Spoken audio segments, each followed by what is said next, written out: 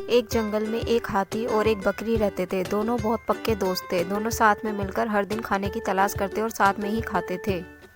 एक दिन दोनों खाने की तलाश में अपने जंगल से बहुत दूर निकल गए। वहाँ उन्हें एक तालाब दिखाई दिया। उसी तालाब के किनारे एक बेर का पेड़ था।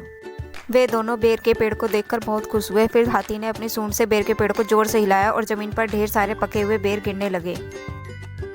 बकरी जल्दी जल्दी गिरे हुए बेरों को इकट्ठा करने लगी। संयोगवश उसी पेड़ पर चिड़िया का एक घोंसला भी था, जिसमें चिड़िया का एक बच्चा सो रहा था और चिड़िया दाने की खोज में कहीं जा रखी थी। बेर का पेड़ जोर से हिलाने के कारण चिड़िया का बच्चा घोंसले से बाहर तालाब में जा गिर पड़ा और डूबने लगा।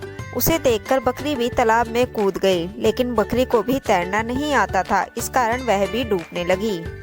बकरी को डूबता देखकर हाथी भी तालाब में कूद गया और उसने चिड़िया के बच्चे और बकरी दोनों को डूबने से बचा लिया। इतने में चिड़िया भी वहां पर आ गई थी और वह अपने बच्चे को सही सलामत देखकर बहुत खुश हुई। चिड़िया ने हाथी बकरी दोनों को उसी बेर के पेड़ के पास रहने के लिए कहा।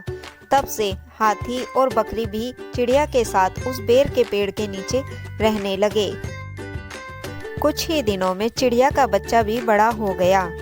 फिर चिड़िया अपने बच्चे के साथ जंगल में घूम कर आती थी और हाथी और बकरी को जंगल में किस पेड़ पर फल लगे हैं इसकी जानकारी देती थी।